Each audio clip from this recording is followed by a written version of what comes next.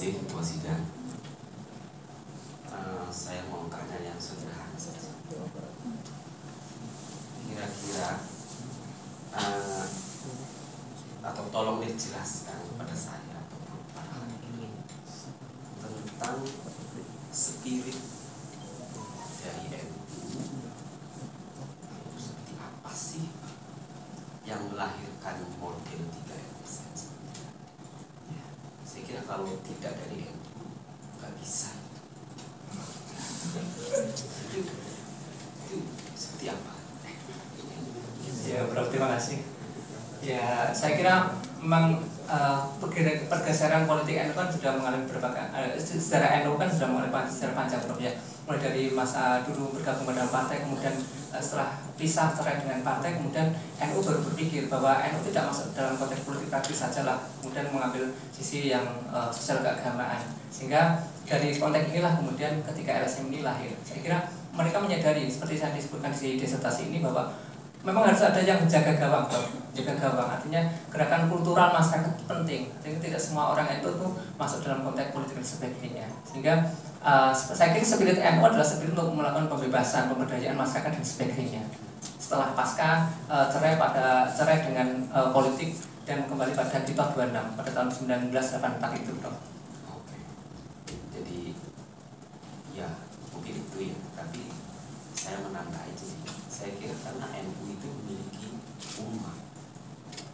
Kalau ISIS mungkin memiliki akidah, kalau Muhammadiyah mungkin memiliki organisasi. Mungkin Muhammadiyah menjadikan masyarakat itu ataupun anggotanya itu menjadi objek, tapi NU itu menjadikan masyarakat itu menjadi subjek.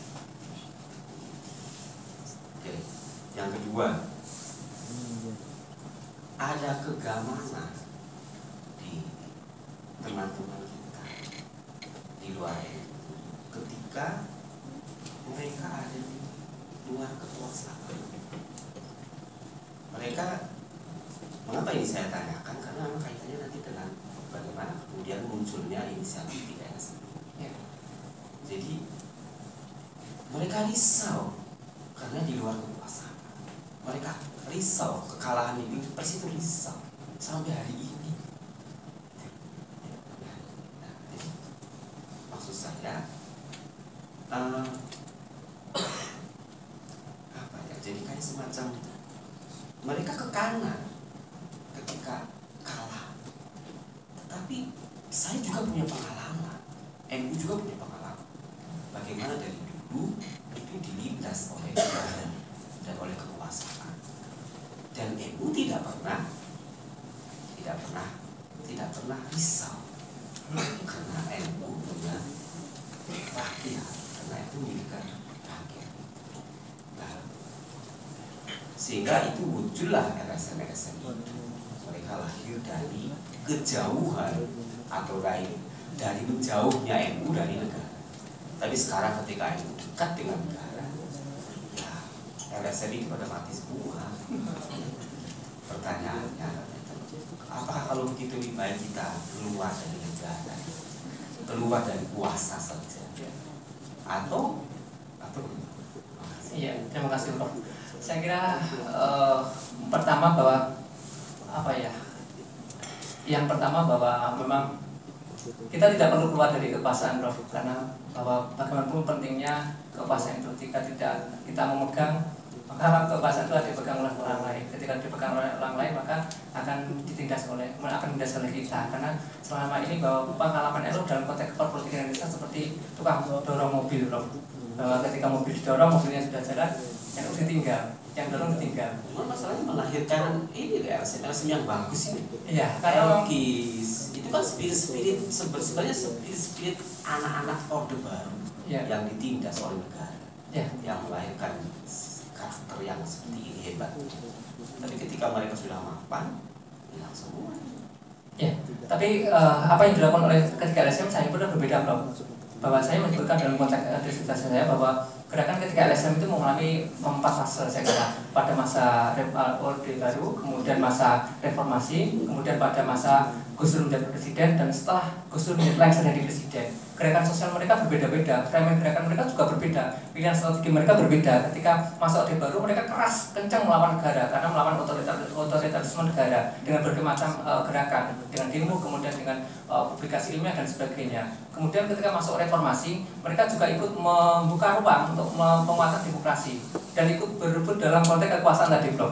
Walaupun memang ketika LSM itu menjaga jarak dengan kekuasaan, tapi secara tidak langsung mereka juga ikut menikmati konteks keterbukaan ruang itu. Mereka berpartisipasi aktif di konteks itu. Kemudian banyak teman-teman NU yang masuk ke situ. Yang ketiga adalah ketika masuk Gus Dur menjadi presiden, gerakan mereka seakan-akan memang agak tiarap sedikit, Bro. Tiarap sedikit karena tiarap itu bukan karena mereka tuh tidak berani mengkritik negara, tidak berani mengkritik Gus Dur sebagai presiden, tapi dalam konteks apapun, apa yang dilakukan oleh ketika LSM adalah melakukan penguatan dan budaya masyarakat di kultur secara mendalam. Sehingga apa yang dilakukan oleh ketika LSM ketika Gus Dur menjadi presiden, saya kira memberdayakan masyarakat. Jadi gerakan mereka tidak lagi melakukan kritik yang keras terhadap negara pada waktu itu Gus Dur, tapi menguatkan pada lapisan masyarakat bawah. Sedangkan masa lengsernya Gus Dur, ketika LSM ini harus bertarung lagi dengan kelompok kepentingan yang lain di Indonesia, sehingga mereka harus berdarah-darah lagi dengan teman-teman yang lain, teman-teman gerakan Islamnya karena termasuk juga HTI dan sebagainya. Terakhir, kira-kira apa solusi yang ditawarkan kepada teman-teman di LSM itu di tengah mereka ada dalam kuasa dan kekuasaan dan di tengah minimnya funding dari luar? Iya, Prof. Saya kira apa yang dilakukan ketika LSM ini saya kira sudah cukup sampai hari ini cukup kreatif, Prof. Meski Erkis sampai hari ini sudah melakukan berbagai macam penggalian dana secara mandiri, Prof. Dengan mendirikan warung kopi, kemudian penjualan buku-buku, kemudian melakukan kerja-kerja sosial dengan melakukan penelitian riset dan sebagainya yang bisa mendanai dirinya sendiri, membiayai dirinya sendiri. Sehingga LSM ketika LSM ini bisa menyeimbangkan antara apa yang disebut dengan funding prioritas tadi dengan komunitas prioritas tadi. Jadi bisa menempatkan pada posisi tengah. Kemudian upah minat sejauh ini juga banyak melakukan kegiatan-kegiatan yang itu bisa memberdayai dirinya sendiri, Prof. Walaupun tanpa ada dana dari pihak sponsor. Oke. Terima kasih. Ya, terima kasih.